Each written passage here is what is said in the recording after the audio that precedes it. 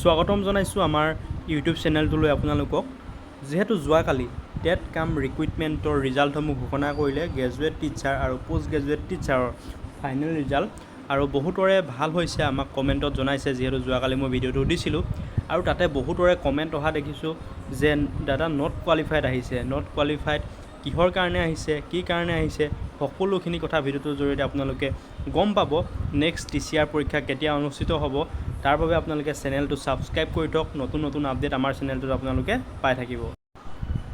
চ' আপোনালোকক আৰু এটা কথা জনাই দিব বিচাৰিছোঁ যে যি আনুষ্ঠানিকভাৱে কালি ঘোষণা হ'ল TCR পৰীক্ষাৰ ফলাফল, যিহেতু এইবাৰ প্ৰথমবাৰৰ বাবে আচলতে অনুষ্ঠিত হৈছিল ৰাজ্যত টেট কাম ৰিক্ৰুইটমেণ্টৰ ফলাফল, তাতে আপোনালোকৰ উত্তীৰ্ণ হৈছে সৰ্বমুঠ 7,850জন চাকৰি প্ৰত্যাশী। চাকৰি তেওঁলোকে পাইছে আৰু তেওঁলোকে এপইণ্টমেণ্টো পাব আৰু কিছুদিনৰ পাছতেই।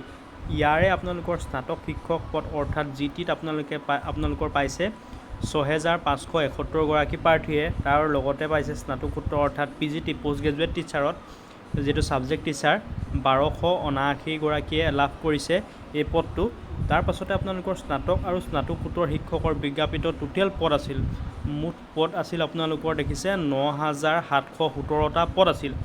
আৰু তাতে আপোনালোকৰ যি অৰ্হতা সম্পন্ন প্ৰাৰ্থী অভাৱত আচলতে, যিহেতু আপোনালোকৰ লিষ্ট মাৰিছিল দেখিছিলে GTত ফাৰ্ষ্ট লিষ্ট, ছেকেণ্ড লিষ্ট আৰু থাৰ্ড লিষ্ট, তিনিখন লিষ্টৰ ওলাই যোৱাৰ পাছতো কিছু সংখ্যক পদ আচলতে থাকি গ'ল। যিসকল লোক আচলতে নট কোৱালিফাইড হৈছে তেওঁলোকৰ পষ্টবিলাক থাকি গৈছে। তাৰে আপোনালোকৰ 1,867টা পদ আচলতে থাকি গ'ল। এই পদকেইটাকে মেইন এতিয়া এই পদকেইটাৰ ওপৰতে ভিত্তি কৰি দ্বিতীয় আপোনালোকৰ যি ৰিক্ৰুইটমেণ্ট প্ৰক্ৰিয়া আৰম্ভ হ'ব পাৰে বা টেট কাম ৰিক্ৰুইটমেণ্ট আকৌ অনলাইন এপ্লাই হ'ব পাৰে। আৰু নতুন নতুন পদো আপোনালোকৰ ধৰক যিহেতু ৰিটায়াৰমেণ্ট হ'ব, তাৰপিছত আপোনালোকৰ সেই পদটো খালী থাকিব, সেই পদটোৰ আপোনালোকৰ এপ্লাই কৰিব পাৰিব হয়তো আৰু কিছুদিন, অৰ্থাৎ 2026 চন মানৰ ইলেকশ্যনৰ আগত কিন্তু যি GT আৰু PGTৰ নতুনকৈ আচলতে এডভাৰটাইজমেণ্ট ওলোৱাৰ সম্ভাৱনাটো অলপ দেখিবলৈ পাওঁ বা আছে।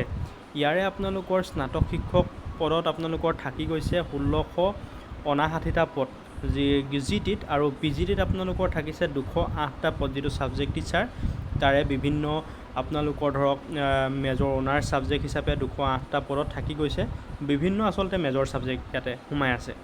চ' আপোনালোকে এইকেইটা পোষ্টত যিহেতু আকৌ এডভাৰটাইজমেণ্ট আহিব হয়তো ইলেকশ্যনৰ আগতে, আপোনালোকে তাৰ বাবে আশা লৈ থাকক। যিসকলে নতুনকৈ BEd লৈছে ধৰক, বহুতেই এইবাৰ দেখিবলৈ পাইছোঁ আমি TCR পৰীক্ষাত ফলাফলত ভাল কৰিলে প্ৰথম পৰীক্ষাটোত। তাৰপিছতে যি ডকুমেণ্ট ভেৰিফিকেশ্যন প্ৰক্ৰিয়া আছে তাতে আপোনালোকৰ যি BEd চাৰ্টিফিকেট নাপালে ধৰক, তেতিয়া আপোনালোকে অনলাইন এপ্লাই কৰিছিল বা BEdৰ ৰিজাল্ট পোৱা নাছিল, তেতিয়া আপোনালোকে এপ্লাই কৰিছিল। তেনেধৰণৰ বহুতো ষ্টুডেণ্ট আচলতে ডকুমেণ্ট ভেৰিফিকেশ্যনত ৰিজেক্ট হৈছে। চ' এইবাৰ যাতে আকৌ নতুনকৈ আহিলে আপোনালোকে ভালদৰে দিব পাৰে। আমাৰ ইয়াতে আপোনালোকৰ সকলোখিনি ডিছকাছ কৰি থকা হয় চেনেলটোত, তাৰ বাবে চেনেলটো ছাবস্ক্ৰাইব কৰি থ'ব পাৰিব আপোনালোকে। আৰু বহুতৰে যিহেতু নট কোৱালিফাইড আহিছে, তাৰে প্ৰধান কাৰণ কেইটামান মই আপোনালোকক কৈছোঁ।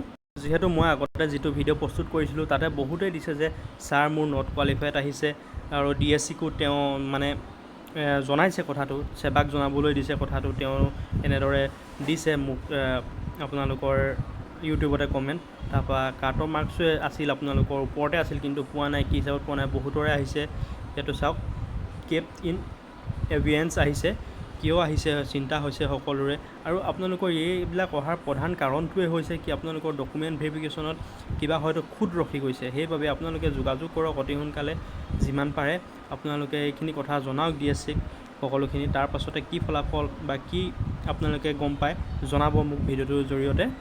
আৰু কোনে কোনে পাছ কৰিছে সকলোৱে এটা কমেণ্ট কৰিব, আৰু আপোনালোকৰ উজ্জ্বল ভৱিষ্যত কামনা কৰিলোঁ। এনেধৰণৰ আপডেট পাই থাকিবলৈ চেনেলটো ছাবস্ক্ৰাইব কৰি থ'ব। ধন্যবাদ। জয় আই অসম।